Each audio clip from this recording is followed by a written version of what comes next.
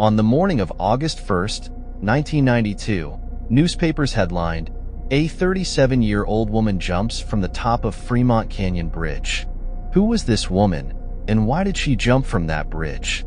On the evening of September 24th, 1973, at exactly 9 p.m., Becky, an 18-year-old, asked her mother for permission to go with her 11-year-old half-sister, Amy Bridge, to a nearby grocery store to buy some needed items. Half an hour later, the girls had finished their shopping and headed to where Becky had parked the car near the store. Becky was surprised to find the car's tires punctured and flat, making it impossible to drive home. Moments later, Becky called her mother to explain what had happened and mentioned that they had encountered two friendly men who had offered to give them a ride home. However, they never made it home. The next morning, an elderly couple was driving towards the river to enjoy some early morning fishing. Along the way, they spotted from a distance the half-naked, bruised body of a teenage girl lying by the roadside. The girl noticed them, gathered her strength, and weakly cried out, "I was attacked and thrown from the bridge, and my little sister too."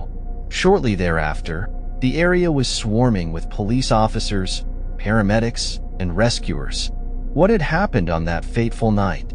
The two men Becky had mentioned in her phone call were not as kind as they had seemed.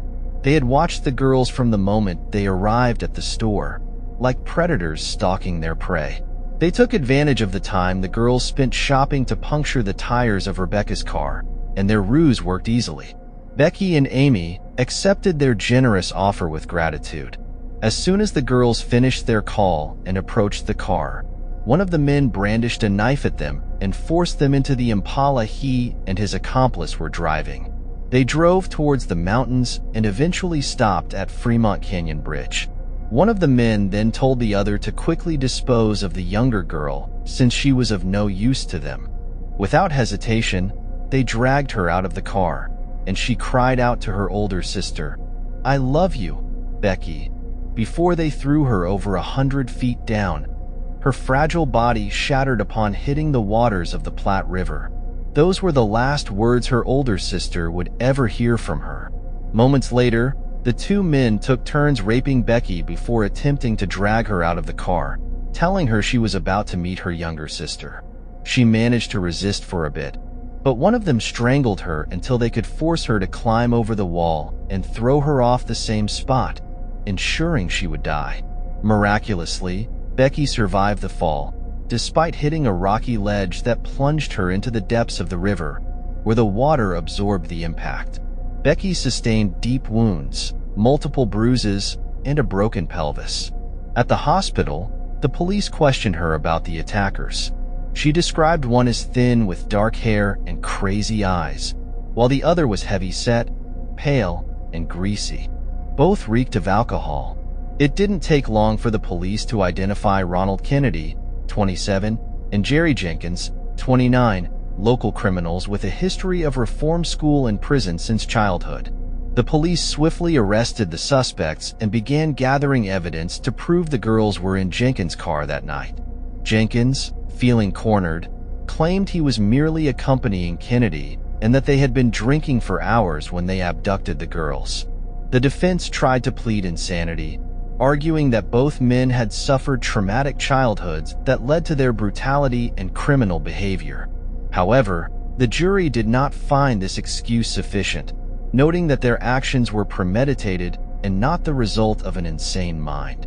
After less than 5 hours of deliberation, the jury found both defendants guilty of assault, rape, and murder, sentencing them to death by lethal injection, with the execution scheduled within a year. The criminals appealed and successfully had their death sentences commuted to life imprisonment in early 1977.